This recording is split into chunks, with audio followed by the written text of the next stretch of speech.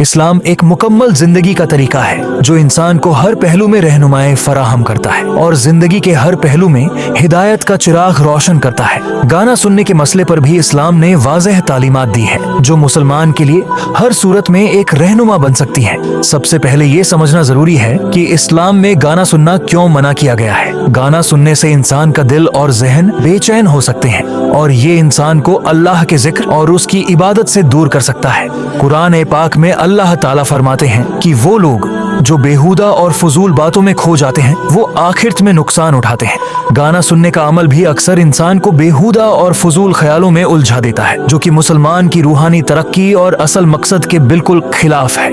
गाना सुनने की मना और इसका सबब रसूल अल्लाह सल्लल्लाहु अलैहि वसल्लम ने अपनी हदीसों में हमें गाने और म्यूजिक से दूर रहने का पैगाम दिया है और ये फरमाया कि आने वाले वक्त में ऐसे लोग होंगे जो जिना और म्यूजिकल इंस्ट्रूमेंट्स को हलाल करार देंगे। इस हदीस से हमें ये बात समझ में आती है कि गाने और म्यूजिकल इंस्ट्रूमेंट्स से परहेज करना चाहिए क्योंकि ये इंसान के अखलाक और ईमान पर बुरा असर डालते हैं। लेकिन ये भी समझना जरूरी है कि अगर किसी मजबूरी के तहत हमें गाना सुनना पड़े,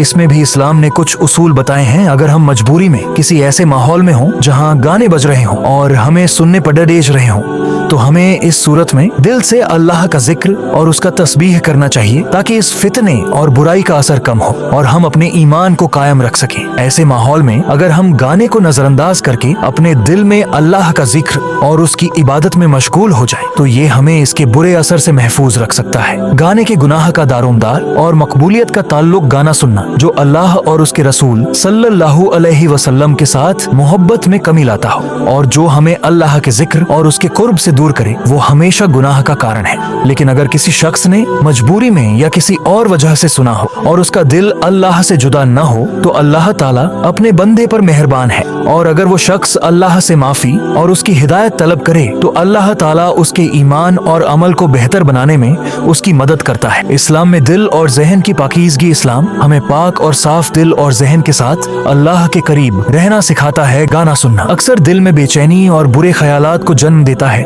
जो इंसान की रूहानी तरक्की और अल्लाह के करीब होने में रुकावट बनते हैं। इस्लामी तालीम हमें ये तालीम देती है कि हमें अपने वक्त और दिल को अल्लाह के जिक्र और उसके रसूल की सुन्नत के साथ मशगूल रखना चाहिए ताकि हमें असल सुकून और रहमत मिल सके। गाने का असर और निचोड़ जज इस्लाम में गाने को मना इसलिए किया गया है क्योंकि ये अक्सर इंसान के दिल और दिमाग पर बुरा असर डालते हैं और उसे असल मकसद से दूर कर देते हैं। लेकिन अगर कोई शख्स गाने सुनने के माहौल में मजबूरी में फंसा हो तो उसके लिए बेहतर है कि वो उस हालत में अल्लाह का जिक्र करते हुए दिल को उस फितने से महफूज रखने की कोशिश करे और ये समझे कि इस्लाम हमें हर वो अमल छोड़ने का हुक्म देता है जो हमें अल्लाह ताला के कुर्ब और उसकी रहमत से दूर करे।